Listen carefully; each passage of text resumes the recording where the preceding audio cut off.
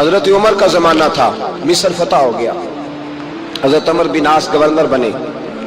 رواج یہ تھا مصر کے اندر کہ ایک دریا چلتا تھا، دریائے نیل، اور سارے مصر کا انحصار اسی دریا پہ تھا۔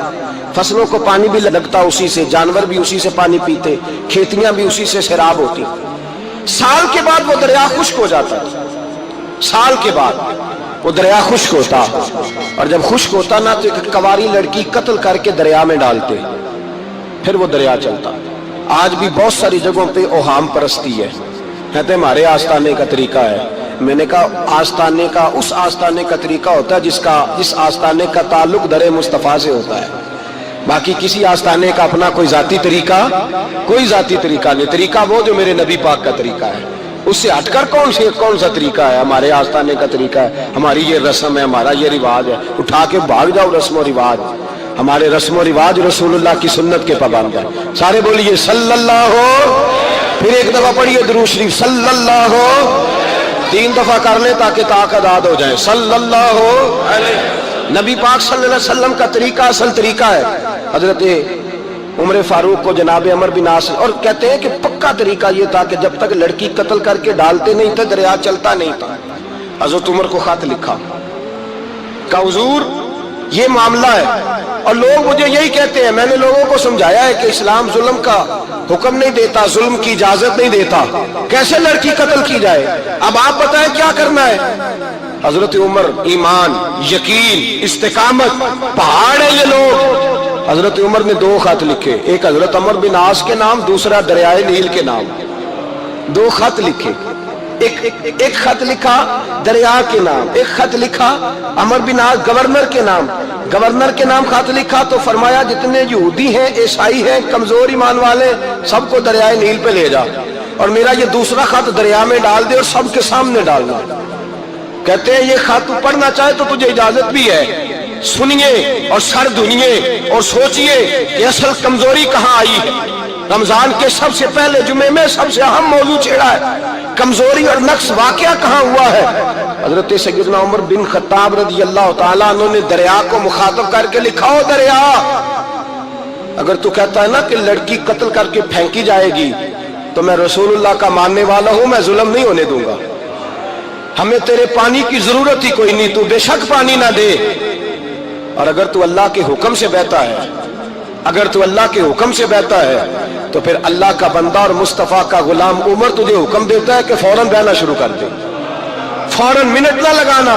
حضرت سیدنا عمر بن عاص فرماتے ہیں لشکروں کے لشکر لے کے میں دریائے نیل پہ پہنچا، اور بھرے مجمع میں جناب عمر کا خط میں نے ڈالا تو دریا نے بہنا شروع کر دیا۔ فرماتے ہیں دریا بہنے لگا اور غیر مسلم کلمہ پڑھنا شروع ہو گئے۔ لوگ مجھے کہنے لگے کیا دکھایا ہے جو کلمہ پڑھ رہے ہیں؟ تو میں نے کہا دکھایا کچھ بھی نہیں، یہ حضرت عمر کے ایمان کی قوت کی برکت ہے کہ بہت سبحان اللہ۔ مصطفیٰ کے غلام حضرت سعد بن ابی وقاص قادسیہ کی جنگ کے لیے نکلے، رستے میں دریائے نیل آ گیا۔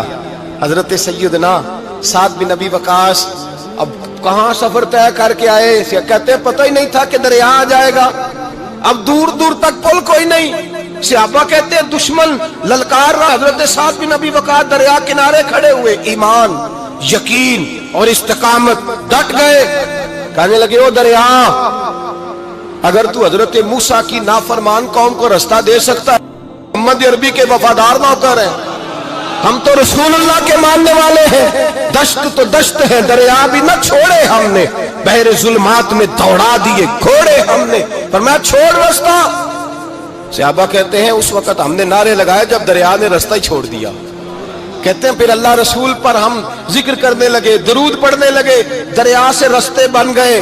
فرماتے ہیں 10,000 کا لشکر گزر گیا، اس پار جب گیا نا تو حضرت سعد بن ابی وقاص نے پھر مجمع پہ نظر ڈالی، فرمایا کسی کی کچھ ہے تو نہیں رہ گئی پانی میں، کوئی دریا میں چیز تو نہیں رہ گئی؟ ایک صحابی کہنے لگے میرا مٹی کا پیالہ رہ گیا ہے۔ یار ذرا دیکھیے انداز دیکھیے، مٹی کا پیالہ، اور یار چھوڑ پرا، مٹی کا پیالہ کیا ہوتا ہے؟ اب تو مٹی کے پیالے کی بات کرے گا، چھوڑ دے، کیا کرتا ہے؟ اس نے کہا پیالہ میرا رہ گیا ہے۔ تو حضرت سعد بن ابی وقاص کہنے لگے کیوں ہمارا پیالہ رہ جائے، ہم رسول اللہ کے نوکر ہیں۔ ایمان، یقین اور استقامت کی دولت۔ پھر دریا کی طرف دیکھا، کہنے لگے چل یار ہمارا پیالہ بھی واپس کر دے، صحابہ کہتے ہیں دریا کی لہر آئی اور پیالہ بھی واپس کر گئی.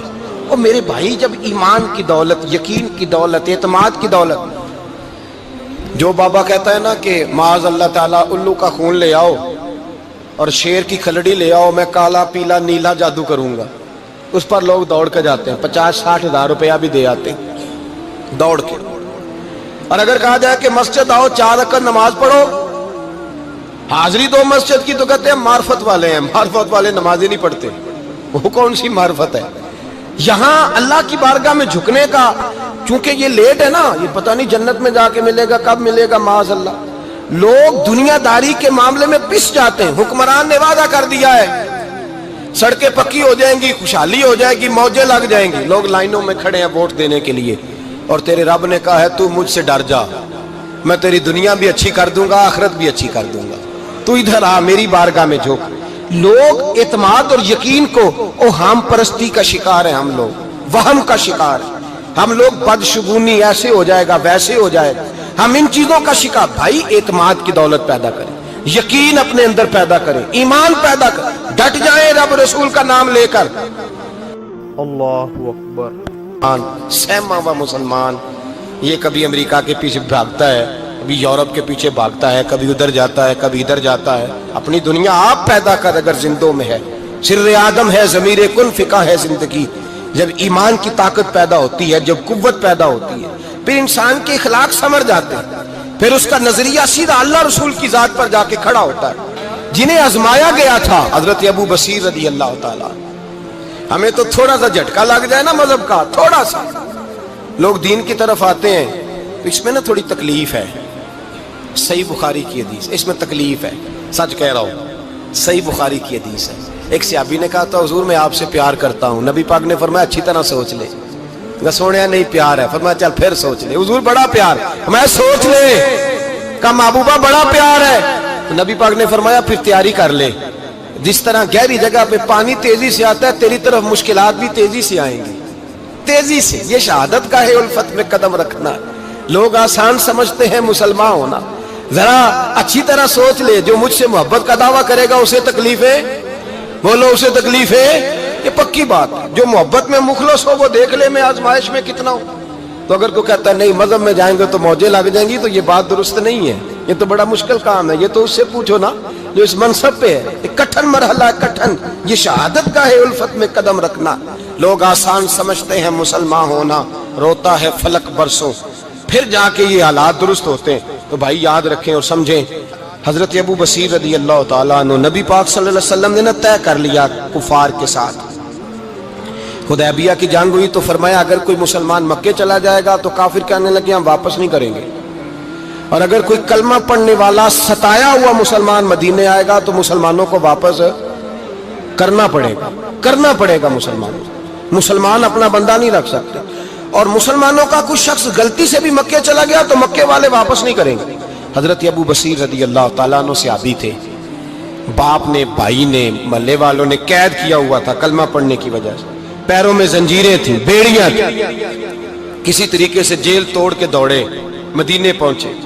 کہتے ہیں رستے میں کسی آدمی کے ساتھ گھوڑے پہ کچھ دیر بیٹھا، پھر پیدل چلا. صحابہ کہتے ہیں اتنا دردناک منظر بڑا کم ہم نے دیکھا. ابو بصیر جس گلی سے گزرتے وہاں خون پھیل جاتا، ان کی ٹانگیں خون سے کٹتی، وہ زنجیریں بندھی ہوئی. در رسول پہ حضور میں بھاگ کے آیا ہوں. کہتے ابھی نبی پاک صلی اللہ علیہ وسلم ان کی بات سن ہی رہے تھے کہ پیچھے سے قریش کے 2 سپاہی بھی آ گئے. کہنے لگے یہ بھاگ کے آیا ہے اور آپ کا وعدہ تھا کہ آپ واپس کریں گے. چشم زدن میں ذرا سوچنا، چشم زدن میں تھوڑی دیر کے لیے غور کرنا کہ ہمیں ہمارا استاد، ہمارا پیر دھتکار دے کہ جا دوڑ جا، تو کہتے ہیں بسم اللہ جناب یہ جا رہے ہیں. ایمان کی پختگی دیکھیں، اس نے تو ہمیں نکال ہی دیا جی. وہ کیسا بندہ ہے؟ یہاں تو کسی کے یہاں کوئی فاتحہ پڑھنے نہ جائے تو لوگ بگڑ جاتے ہیں. کہتے ہیں اس نے سلام نہیں لی، فاتحہ نہیں پڑھی، بس ختم، اس کو احساس ہی نہیں. حضرت سیدنا ابو بصیر سامنے کھڑے، سامنے 2 سپاہی آ گئے. ذرا دیکھیے ایمان کی پختگی، ایمان، یقین اور استقامت. امام بہقی نے دلائل کے اندر لکھا ہے، فرماتے ہیں نبی کریم صلی اللہ علیہ وسلم نے ان کی طرف دیکھا تو حضور کی مقدس آنکھیں آنسوؤں سے بھر گئیں. حضور نے فرمایا ابو بصیر تیری تکلیف مجھے نظر آ رہی ہے پر میں نے وعدہ کیا ہوا ہے. میں نے وعدہ بھائی یہاں ڈٹ کے رہنا بڑا مشکل ہے, یہاں قائم رہنا بڑا کٹھن مرحلہ ہے, یہاں آزمائش کے موقع پر دین پر انہوں نے تو رکھا ہی نہیں, لوگ تانے دیتے ہیں باتیں کرتے ہیں, رکھا ہی نہیں, تو پھر ان کا بنتا ہے.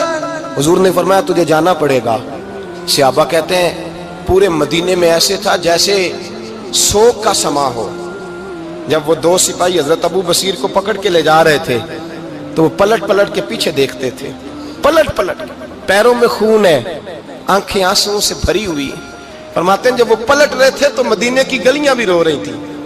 میرے نبی پاک جب وہ آنکھوں سے اوجھل ہو گئے تو حضور بیٹھ گئے زمین پہ. نبی پاک نے رونا شروع کر دیا. فرمایا اللہ تو نے اس شخص کی مدد فرمانی ہے, اس پر کرم کرنا ہے, اللہ اس کا خیال فرمانا. اس کے لیے دعا کی, حضور روئے. حضرت ابو بصیر باہر نکلے تو وہ جو کافر تھے نا وہ کہنے لگے تو بڑا بنتا تھا ان کا, انہوں نے تجھے رکھا نہیں, تجھے رکھا بھی نہیں. تو حضرت ابو بصیر نے تھپڑ مارا منہ پہ, کہنے لگے میں وہ نہیں جو تھوڑی سی بات سے بدل جاؤں, ایمان یقین اور استقامت کی دولت ملی ہوئی ہے. آپ فرمانے لگے میرا تو ایمان اور پختہ ہو گیا ہے کہ میرا نبی اپنے وعدوں کا بڑا پابند ہے, میرا رسول اپنے وعدوں کا بڑا پابند ہے. حضرت ابو بصیر کہتے ہیں مدینے کی سرحد گزر گئی تو میں نے کھینچی تلوار, ان میں سے ایک سپاہی اب آؤ میرے مقابلے میں جس نے آنا. ایک کو مارا, دوسرا بھاگ گیا. فرماتے اب میں مکے جا نہیں سکتا تھا, جاؤں گا تو وہ زیادہ ماریں گے. مدینے حضور نے قبول نہ فرمایا. فرماتے ایک جنگل میں جا کے العیس نام کی ایک بستی تھی, وہاں ڈیرا لگا لیا, دریا کے کنارے, پانی پی لیتا, پتے کھا لیتا, تن تندور ہڈاں دا بالن تے اسی ہاواں نال تپایا, کپ کپ مکیاں پیڑے کیتے تے اتوں صبر پلیتھن لایا, تن دی ہانڈی تے من دا سالن اتے لون صبر دا پایا. غلام فریدا وے میں ساری تیری, غلام فریدا وے میں ساری تیری, تینوں اجے یقین نہیں آیا. فرماتے سالوں پتے کھائے, اب جو بھی وہاں سے تنگ ہوتا وہ میرے پاس آ کے پناہ لیتا, جس کو مکے والے مارتے میرے پاس آ کہتے تانے دینے والے آ کے کہتے ہو تم کس طرح کے نوکر ہو, تمہیں تو انہوں نے رکھا ہی نہیں. ہم نے کہا چپ کر جا, وہ ہمارے آقا ہیں, وہ ہمارے آقا ہیں, رکھیں تب بھی ٹھیک ہے, نہ رکھیں اللہ اکبر. ایمان دیکھو, قوت دیکھو, جڑیاں خصماں دی وچ رضا بسن, بھاگ جاگ جاندے انہاں گولیاں دے تے میں گڈی ہتھ ڈور سجن دے, او جنج رکھے اونج رہنا ہے, واجب نہیں جے وچ شریعت مندہ خصم نو کہنا. فرمایا بس ٹھیک ہے, جس طرح حضور راضی ویسے ہی ہم راضی. حضرت ابو بصیر رضی اللہ تعالیٰ عنہ کے پاس 300 صحابہ اکٹھے ہو گئے, 300.